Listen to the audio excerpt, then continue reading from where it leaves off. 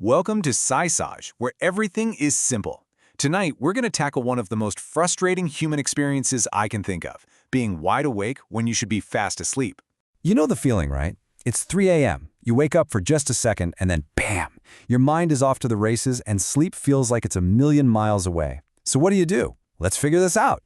Well, it turns out there's a really good biological reason that you wake up, especially in that, 2 to 4 a.m. window. It all comes down to your body's own internal clock. See, to get you to fall asleep in the first place, your body temperature actually drops.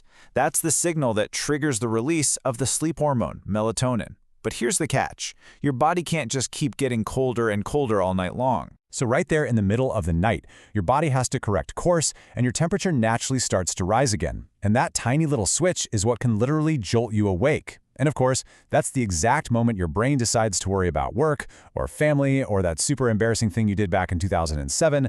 So now you're awake, but the very first thing that most of us do is also the absolute worst thing for getting back to sleep. Yep, we reach for our phone. And that just kicks off this vicious cycle. You reach for your phone, maybe just to check the time. You see it's 3:15 a.m., and you immediately start doing the math on how much sleep you're losing. Then you notice a few alerts, your curiosity gets the better of you, and before you know it, you're scrolling. Your brain is now fully engaged, and sleep is pretty much off the table. So the takeaway here is actually incredibly simple. Since this whole cascade starts with one single action, the solution is to prevent it from ever happening. Keep your phone out of arm's reach. Seriously, if it's not there, you can't start the spiral. Okay, so the phone is gone. What's next? First things first, we gotta calm your body down and lower your heart rate. And we can do that with a simple but really powerful breathing technique. This method was created by Dr. Andrew Weil, and it's famous for its ability to dramatically lower your heart rate and just activate your body's natural relaxation response. It's called the 4-7-8 method, and it is incredibly easy to remember. So, as you're lying there in the dark, just focus on this rhythm. You breathe in through your nose for 4 seconds, hold that breath for 7 seconds, and then exhale completely through your mouth for a long 8 seconds. Just repeat this a few times, and you'll feel a really profound calming effect. Now that your body is a lot calmer, it's time to quiet your mind. And for this, we're going to try a technique that's trusted by Olympic athletes. To manage the immense pressure they're under, elite athletes use this visualization exercise. So lie in bed and just picture a long corridor with a lot of doors. Take your first worry, let's say it's your work schedule, and place it inside one of the rooms, and then firmly shut the door.